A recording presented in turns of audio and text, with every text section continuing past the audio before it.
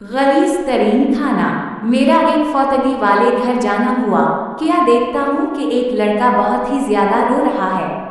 मालूम करने पे पता चला कि जो फौत हुए हैं वो रोने वाले की वालिदा थी। मेहुका बका एक तरफ खड़ा होकर सोचने लगा कि भरपूर जवानी के वक्त इतना बेरहम दिख इस नौजवान को आधा कर देगा। मुझसे उसका रोना देखा ही नहीं जा रहा था। इसकी चीखें लगता था क़यामत ले आएंगी। वो इकलौता बेटा था अपने माँ बाप का।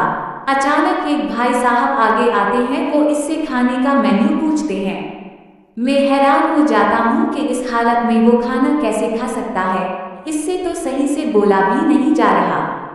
बाद में पता चला कि वो उन लोगों के खाने की बात कर रहे थे जिन्होंने घर अफसोस करने आना है। ये हो क्या रहा है, ये चल क्या रहा है। उनके घर कोई शादी या सालगिरह का फंक्शन नहीं है, बल्कि एक लड़के की जन्नत इसे छोड़ के चली गई है। बजाय इस चीज के कि हम इस घर का हौसला बने, इस घर के दिख में शरीक हो जाएं, उल्टा वो लोग हमारी गंदी और कभी ना मिटने वाली भूख का बंदोबस्त करने में लग गए हैं। क्या हम इस कदर बेइज्जत और घटिया कौम हैं कि मैयत वाले घर भी खाना पीना नहीं छोड़ते।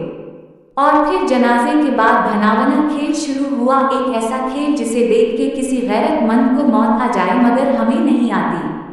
वही लड़का जिसकी दुनिया लग गई, बर्बाद हो गई। हाँ, वही लड़का रोती आंखों के साथ उन भूखी नंगी जिंदा लाशों जिनकी अकलों पे मातम करना चाहिए उनको खाना दे रहा है। क्या उनको शर्म नहीं आती? क्यों ये गैरत से मर नहीं जाते? फिर मेरे कानों ने सुना कि एक आदमी ने उसी लड़के को आवाज दे के कहा कि भाई ये प्लेट में लेग पीस डाल के लाना। उफ मेरे खुदा, ये कौन लोग हैं जिनके पेट नहीं भरते। ऐसे लोग दुनिया में ही क्यों हैं? ये मर क्यों नहीं जाते?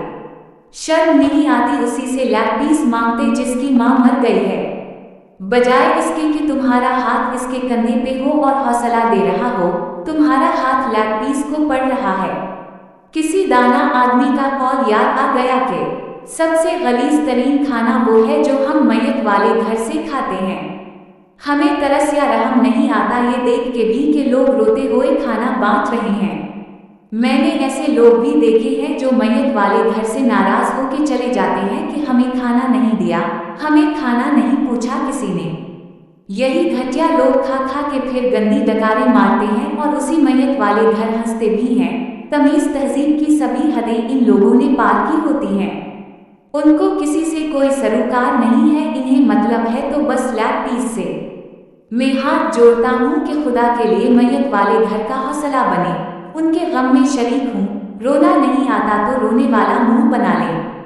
अल्लाह हम सबको नेक अमल करने की तौफीक दे। आमीन।